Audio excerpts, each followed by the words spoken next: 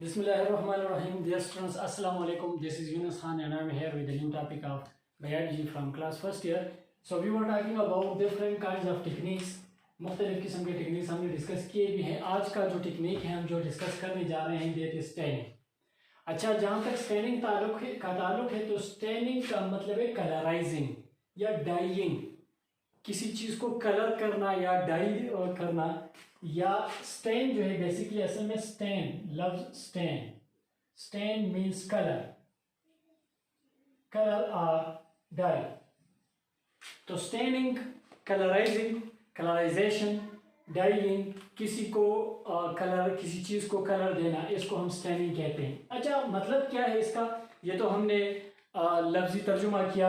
इसका डिफिनीशन कैसे बनेगा? बेसिकली स्टैनिंग हमारे पास वो तरीक़ेकार है, वो टेक्निक है सेल बायोलॉजी में जिसमें हम मुख्तलिफ किस्म के सेल के स्ट्रक्चर्स को या इवन टिश्यूज़ को ऑब्जर्व करने के लिए, आइडेंटिफाई करने के लिए उनको स्पेशल कलर्स देते हैं. मोस्टली सेल के अंदर जो चीज़ें होती हैं वो ज़्यादातर आइडेंटिफाइबल नहीं होती, आइडेंटिफाई नहीं की जा सकती. अच्छा, ट्रांसपेरेंट होती है तो उनको कलर करके फिर उसकी स्टडी आसान बनाई जाती है. तो ये जो हम उनको कलर देते हैं, इनको स्टैन करते हैं, दैट इज स्टैनिंग.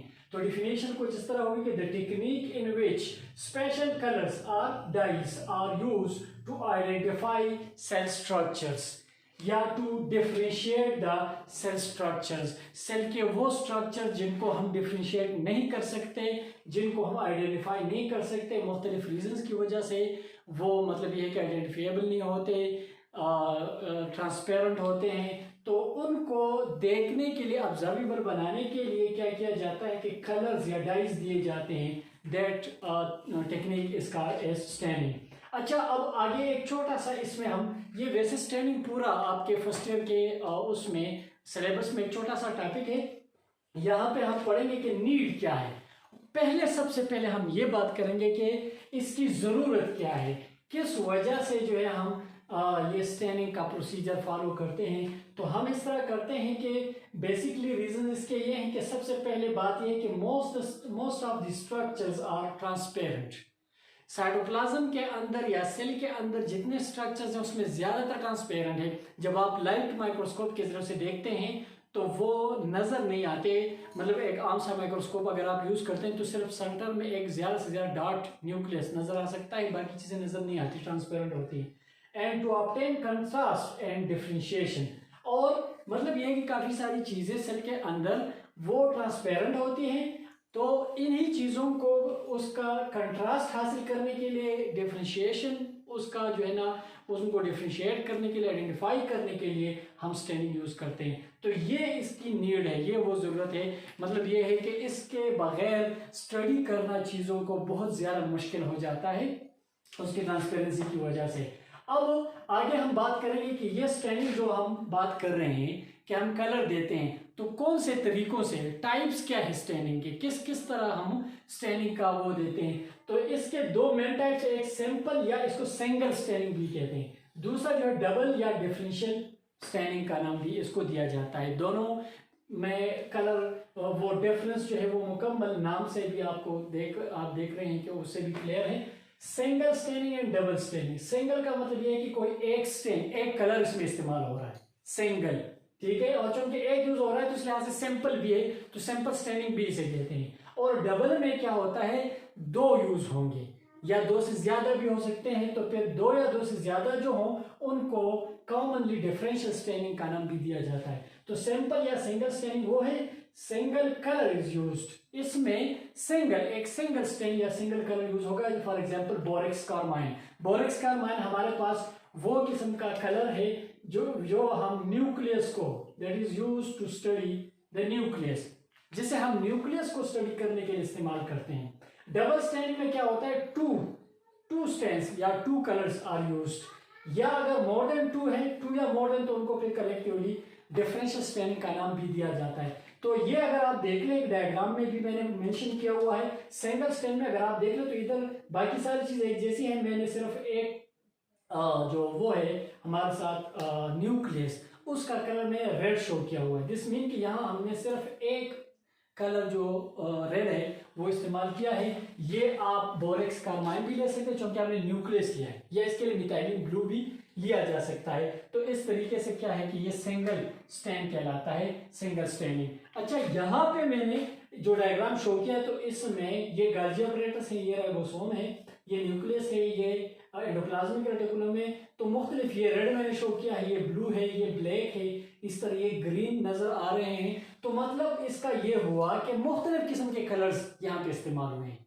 यहाँ पे एक एनिमल सेल हमने लिया है जिसमें मुख्तलिफ कलर्स इस्तेमाल हुए हैं। जब एक से ज्यादा कलर्स इस्तेमाल हो तो फिर इसको डिफरेंशियल स्टेनिंग कहते हैं। और अगर स्पेसिफिकली दो इस्तेमाल हो, फर्ज के आप मिथाइलिन ब्लू बोरेक्स कार्बाइन या मिथाइलिन ब्लू और इसके साथ कोई दूसरा लेते हैं, मतलब ये है कि साइटोप्लाज्म के लिए यूजीन ले लें, यूजीन कलर, ये दो फर्ज के अगर आप लेते हैं, यानी मतलब कहने का मतलब ये है कि अगर आप डबल स्टैनिंग यूज करते हैं, डबल स्टैनिंग में क्या है, डबल स्टैनिंग में फर्ज के आप ये एक फर्ज किया मिथाइलिन ब्लू लें, मिथाइलिन ब्लू, ये भी न्यूक्लियस के लिए इस्तेमाल किया जाता है, और साइटोप्लाज्म के लिए यूजिन कलर इस्तेमाल किया जाता है। तो अब यहाँ पे आप क्या करें, आप डबल स्टैनिंग यूज कर रहे हैं, दो कलर्स इस्तेमाल करें। और याद रहे, यहाँ पे एक पॉइंट ज़हन में याद रख लें कि ये न्यूक्लियस के लिए इस्तेमाल कर रहे हैं और ये आप साइटोप्लाज्म के लिए इस्तेमाल करते हैं। तो जो आप दूसरा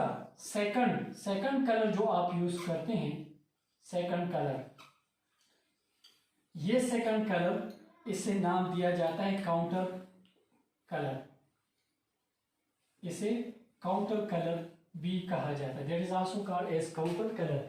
तो ये इस तरह डबल बन जाता है या डिफरेंशियल स्टेनिंग नाम दिया जाता है। तो दो मेन टाइप्स है आपके पास, सिंगल या सैंपल स्टेनिंग, डबल और डिफरेंशियल स्टेनिंग, ये हमारे पास तरीकेकार है। अच्छा, हम अप्लाई कहाँ कर सकते हैं इसको, कैसे अप्लाई कर सकते हैं, can be applied in following veg. ये हमारे पास तरीकेकार है जिन तरीकों से हम इसको अप्लाई कर सकते हैं। तो आप लिविंग पे भी अप्लाई कर सकते हैं, नॉन लिविंग पे भी। नॉन लिविंग मतलब dead parts of the body, ठीक है। तो यहाँ पे अगर आप लिविंग में इस्तेमाल कर रहे हैं तो फिर इसको वाइटल स्टेन कहते हैं। वाइटल स्टेन वो स्टेन्स हैं जो नॉन टॉक्सिक होते हैं। उमूमन हम इस तरह करते हैं कि या तो ये केमिकल्स, ये कलर्स नॉन टॉक्सिक होते हैं, या हम बहुत लो कंसंट्रेशन इस्तेमाल करते हैं जिसकी वजह से वो आपके लिविंग बॉडी पे असर नहीं करते, असरअंदाज नहीं होते। तो इसीलिए फिर ये नॉन टॉक्सिक होते हैं, चाहे वो केमिकल नॉन टॉक्सिक है आपके लिए, या उसको आप इतने लो कंसंट्रेशन में इस्तेमाल कर रहे हैं कि वो आपके लिए टॉक्सिसिटी शो नहीं कर सकते, वो आपके लिए खतरनाक नहीं होते। तो जब नॉन टॉक्सिक होते हैं, नॉन टॉक्सिक, तो फिर क्या होता है, can be applied on the living structure. फिर इसको आप लिविंग बॉडी के ऊपर भी अप्लाई कर सकते हैं। जब लिविंग बॉडी के ऊपर अप्लाई कर सकते हैं तो ऐसे स्टेन्स को या ऐसे स्ट्रक्चर्स को हम वाइटल स्टेन्स कहते हैं, ठीक है। और इसी तरह दूसरे किस्म का जो है non vital stain, these are toxic chemicals, ये बहुत टॉक्सिक होते हैं, और ये टॉक्सिक केमिकल्स या टॉक्सिक स्टेन्स हैं, and can only be applied on dead structures of the body. Body के डेड स्ट्रक्चर्स उन पे जो है अप्लाई किया जा सकता है। जब अप्लाई वहां किया जा सकता है तो फिर हम क्या करते हैं, इसको नॉन वाइटल स्टेन्स कहते हैं। अच्छा, यहाँ पे क्लियर कट यहाँ से एक और भी बात जाहिर होती है। वाइटल स्टेन्स में क्या किया जाता है कि हम इसको लिविंग बॉडी में अप्लाई कर सकते हैं। जब जो भी आप एक्सपेरिमेंट बॉडी के अंदर करते हैं उसको हम कहते हैं इन विवो, और जो आप बॉडी के बाहर करते हैं, कहीं लेबोरेटरी में करते हैं, आउटसाइड द बॉडी परफॉर्म करते हैं, तो ऐसे एक्सपेरिमेंट्स को हम फिर इन विट्रो कहते हैं। तो इसी तरीके से ये जो तरीकेकार है हमारे पास, ये वो वाला वाइटल स्टेन चूंकि हम लिविंग बॉडी के अंदर इस्तेमाल कर रहे हैं तो इसी वजह से इनको इन वाइवो स्टेन्स भी कहा जाता है। और नॉन वाइटल्स जो हैं ये बाहर इस्तेमाल किया जाता है तो हम इसको इन विट्रो भी कह सकते हैं। इन विट्रो जो हम बाहर, जो टॉक्सिक हैं, नॉन वाइटल हैं, जो बॉडी के बाहर अप्लाई करते हैं, और जो बॉडी के अंदर जो वाइटल हैं उनको इन विवो भी कहा जाता है। तो ये वाइटल स्टेन, ये नॉन वाइटल स्टेन, इनको इन विवो भी कहा जाता है, इनको इन विट्रो भी नाम दिया जाता है। और आखिर में मैं ये बता दूं, फिर आप पे डिपेंड करता है, फर्ज कि आप किसी प्लांट का स्लाइड बना रहे हैं तो उसमें अगर आप ऐसे कलर्स इस्तेमाल कर रहे हैं कि एक टेम्पररी स्लाइड बनाना चाहते हैं और उसको आम स्टडी के लिए, तो फिर वो टेम्पररी कलर्स इस्तेमाल किए जाते हैं उसके लिए, आम कलर्स इस्तेमाल किए जाते हैं, उसको हम कहते हैं फिर temporary. So here we use temporary colours, यहाँ पे टेम्पररी कलर्स इस्तेमाल किया जाता है। और कुछ स्लाइड्स हम परमानेंट बना लेते हैं, मतलब ये है कि परमानेंट लैब में रखते हैं और जब भी मतलब हमें ज़रूरत हो तो उसको अंडर माइक्रोस्कोप स्टडी करते हैं। तो उस केस में फिर परमानेंट कलर जो है या डाइज या स्टेन्स इस्तेमाल किए जा रहे हैं। तो हमारे बुक में दोनों दिए गए हैं, परमानेंट भी और टेम्पररी भी। तो in this case we use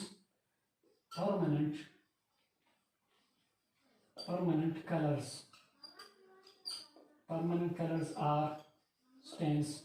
तो इसकी एक लिस्ट बुक में अवेलेबल भी है, तो वो आप उधर देख भी सकते हैं। तो टेम्पररी और परमानेंट भी ये जो आपके पास वो हैं वो हो सकती हैं। आप लोगों ने सुना होगा ये जो gram positive gram negative bacteria की बात हम करते हैं, तो ये कैसे हम डिफ्रेंशिएट करते हैं। हम एक पूरा मतलब ग्रुप, एक कॉलोनी लेते हैं बैक्टीरिया की, असल में उनको ऐसे पहचाना नहीं जा सकता, उनके सिलवाल में फ़र्क होता है।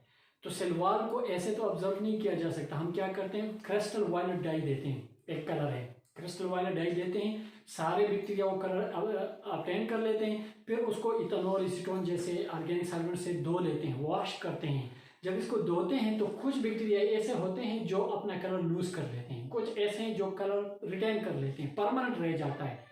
तो जिन बैक्टीरिया का कलर परमानेंट रह जाता है उसको हम ग्राम पॉजिटिव, और जिनका कलर लूज हो जाता है उसको ग्राम नेगेटिव कहते हैं। और फर्दर ये इनके सिलवाल की वजह से होता है। ग्राम नेगेटिव कलर इसलिए लूज कर जाते हैं कि उनका सिलवाल कम्प्लेक्स होता है, और ग्राम पॉजिटिव जो है उनका सिलवाल थोड़ा सिंपल होता है, तो उसमें कलर रह जाता है। इसी वजह से ये भी कहा जाता है कि ग्राम नेगेटिव चूँकि उनका सिलवाल ज़्यादा कम्प्लेक्स है, वो ज़्यादा वायलेंट होते हैं, वो ज़्यादा ख़तरनाक होते हैं बीमारी काज करने में as compare to gram positive. तो ये तरीक़ेकार है पूरा वो स्कैनिंग और उसका कलर देने का। तो सिंपल खुलासा ये है कि ये वो टेक्निक है हमारे पास जिस टेक्निक के ज़रिए हम जब भी सेल स्ट्रक्चर्स को स्टडी करते हैं तो उसके लिए कलर्स इस्तेमाल करते हैं, क्योंकि सेल के पार्ट्स अक्सर ट्रांसपेरेंट होते हैं। उनको स्टडी करने के लिए जो कलर्स इस्तेमाल किए जाते हैं उनको स्टेन्स कहते हैं, और इस टेक्निक को स्टेनिंग कहा जाता है। तो this is about the whole story of the staining. If you people have any question, so you can ask me in comments, and till next video, next lecture, इजाज़त दीजिएगा। अल्लाह हाफिज़।